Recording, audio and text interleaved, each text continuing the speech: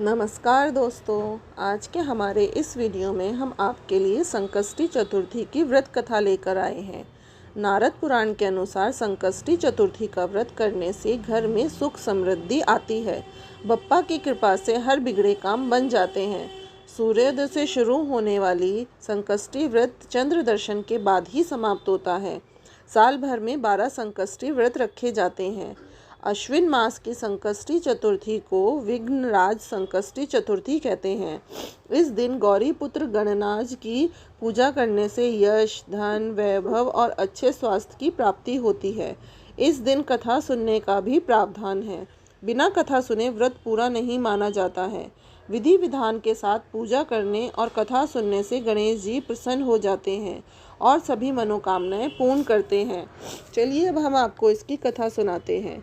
युधिष्ठिर ने भगवान से पूछा, हे श्री कृष्ण जी, मैंने सुना है कि अश्विन कृष्ण चतुर्थी को संकटा चतुर्थी कहते हैं।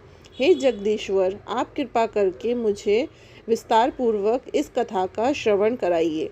श्री कृष्ण जी ने उत्तर में कहा कि प्राचीन काल में यही प्रश्न पार्वती जी ने गणेश जी से किया था कि हे देव, अश्विन मास में किस प्रकार गणेश जी की पूजा की जाती है, इसे करने से क्या फल मिलता है। यह सुनकर गणेश जी ने कहा, हे माता, सिद्धि की कामना करने वाले व्यक्ति को चाहिए कि अश्विन मास में कृष्ण पक्ष की चतुर्थी की पूजा पूर्वोक्त विधि से करें। अश्विन मास की संकष्टी चतुर्थी को श्री कृष्ण तथा बाणासुर की इस कथा के अनुसार एक समय की बात है। बाणासुर की कन्या उषा ने सुषुप्तावस्था में अनिरुद्ध का स्वप्न देखा। अनिरुद्ध के विरह से वह इतनी अभिलाषी हो गई कि उसके चित्त को कोई भी प्रकार के शांति नहीं मिल रही थी। उसने अपनी सहेली चित्रलेखा से त्रिभुवन के संपूर्ण प्राणियों के चित्र बनवाए। अपनी सखी की बात सुनकर चित्रलेखा अनेक स्थानों में खोज करती हुई द्वारकापुरी में आ पहुंची। चित्रलेखा राक्षसी माया जानती थी।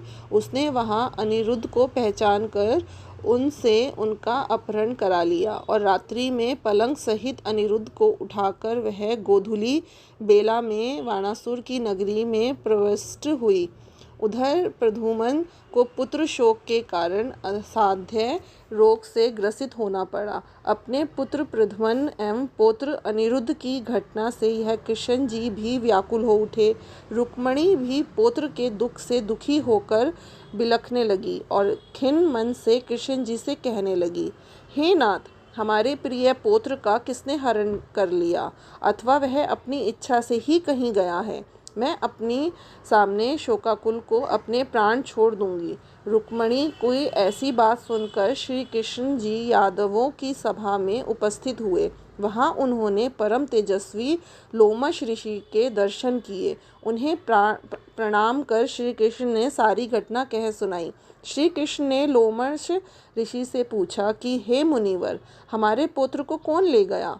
वह कहीं स्वयं तो नहीं चला गया है? हमारी बुद्धिमान पुत्र का किसने अपहरण कर लिया, यह बात मैं नहीं जानता हूँ। उसकी माता पुत्र वियोग के कारण बहुत दुखी है।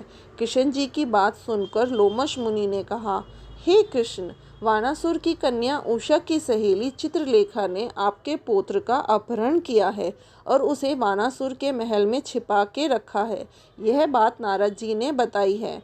आप अश्विन मास के कृष्ण पक्ष की चतुर्थी संकटा का अनुष्ठान कीजिए। इस व्रत के करने से आपका पुत्र अवश्य ही आ जाएगा। ऐसा सुनकर मुनिवर वन में चले गए। श्री कृष्ण जी ने लोमश ऋषि के कथन अनुसार व्रत किया और इस व्रत के प्रभाव से उन्होंने अपने शत्रु बाणासुर को पराजित कर दिया। यद्यपि यह भीषण युद्ध में शिव जी ने भी बाणासुर की बड़ी रक्षा की, फिर भी वह परास्त हो गया। भगवान श्री कृष्ण के कुपित होकर बाणासुर की सहस्त्र भुजाओं को काट डाला। ऐसी सफलता का कारण व्रत का प्रभाव ही था। श्री कृष्ण जी को प्रसन्न करने तथा संपूर्ण विघ्न को हरने के लिए इस व्रत को समान कोई दूसरा व्रत नहीं है। श्री कृष्ण ने कहा, हे राजन, संपूर्ण विपत्तियों के विनाश के लिए मनुष्य को इस व्रत को अवश्य ही करना चाहिए। इसके प्रभाव से आप शत्रुओं पर विजय प्राप्त करेंगे एवं राज्य अधिकारियों होंगे। इस व्रत की महिमा का वर्णन बड़े बड़े विद्वान भी नहीं कर सकते। हे कुंती पुत्र, मैंने इसका अनुभव स्वयं किया है, यह मैं आपके सत्य कह रहा हूँ।